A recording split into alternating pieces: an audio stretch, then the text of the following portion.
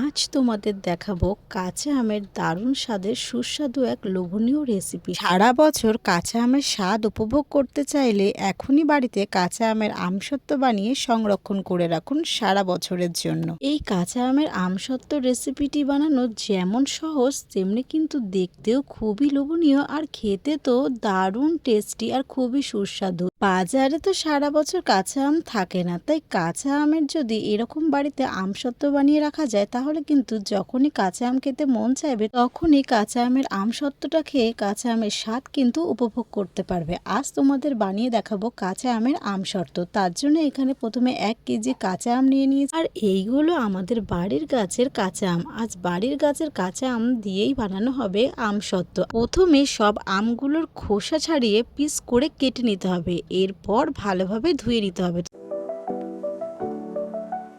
এরপর কড়াইয়ে অল্প পরিমাণে জল দিয়ে পিস করে রাখা আমের টুকরোগুলো দিলাম সেদ্ধ হওয়ার জন্য। তারপর 2-3 মিনিটের জন্য ঢাকা দিয়ে রাখা হয়েছে। 2-3 মিনিটের পর দেখো ঢাকা খুলে দেখছি আমগুলো কিন্তু প্রায় সেদ্ধ হয়ে গেছে। আর আম সেদ্ধ হতে কিন্তু একদমই বেশি সময় লাগে না। 2-3 মিনিট পর ঢাকা খুলে দেখি আমগুলো কিন্তু প্রায় একদমই গলে গেছে। আর আম সেদ্ধ হতে কিন্তু একদম সময় লাগে না, খুব অল্প সময়ের মধ্যে আমগুলো সেদ্ধ হয়ে গেছে। আর এরপর আমের পাল্পটা কিন্তু ভালো করে একটা বড় ছাঁকনির মাধ্যমে পার করে নিতে হবে।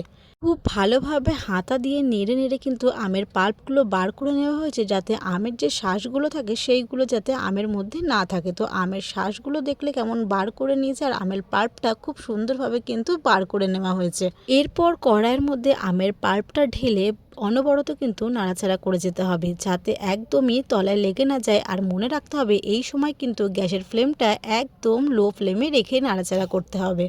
অনবরত নাড়াচাড়া করার পর যখন দেখবে আমের পাল্পটা একটু ঘন হয়ে এসেছে তখন এর মধ্যে এক এক করে দেবে অল্প পরিমাণে বিট নুন, গোলমরিচের গুঁড়ো আর সাদা নুন। এই সব কিছু দিয়ে আমের সঙ্গে বেশ ভালোভাবে কিন্তু মিশিয়ে নিতে হবে। আবারও অনবরত কিছুক্ষণ নাড়াচাড়া করে নেবার পর আর একটু ফুটিয়ে যখন একদমই এটা ঘন হয়ে এসেছে আমের পাল্পটা, তখন এর মধ্যে দিয়ে দিলাম পরিমাণ মতন চিনি। চিনিটা তোমরা বুঝেই দেবে, যদি খুব টক আম হয় তাহলে তো চিনির পরিমাণটা একটু বেশিই লাগবে, আর যদি দেখো টক মিষ্টি দুটো মিলিয়ে তাহলে সেরকম মতোই কিন্তু চিনির পরিমাণটা দেবে। তো এখানে 2 বাটি চিনি দিয়েছি আমি।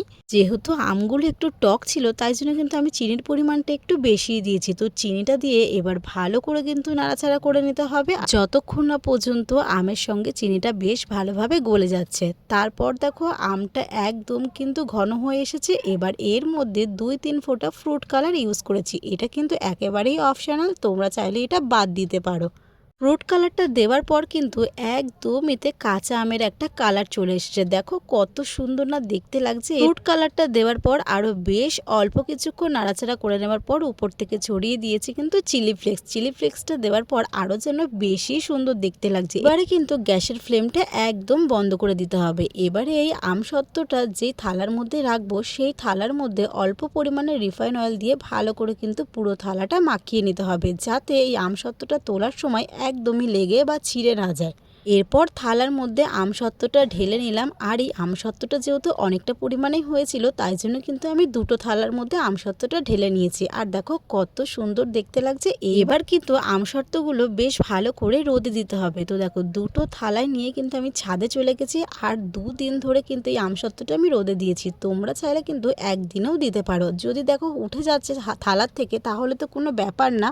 তো 2 দিন রোদ খাওয়ানোর পর আমসত্ত্বটা যখন থালার থেকে তুলছি তখন তো দেখলে কতটা সুন্দরভাবে উঠে যাচ্ছে, একদম কিন্তু থালার গায়ে লেগে যাচ্ছে না কিংবা ছিঁড়ে যাচ্ছে না। একদম কিন্তু গোল পূর্ণিমার চাঁদের মতন দেখতে হয়েছে আমসত্ত্বটা। যেভাবে খুশি সেইভাবেই কিন্তু হাতে ধরা যাচ্ছে, একদম পড়ে যাবার কিংবা ছিঁড়ে যাবার কোনো ভয় নেই। এবারে ছুরির সাহায্যে এরকম লম্বা লম্বা করে কেটে গোলের মতন তৈরি করে নিলেই কিন্তু রেডি হয়ে গেল এরকম সুন্দর দেখতে লোভনীয় স্বাদের আমসত্ত্ব।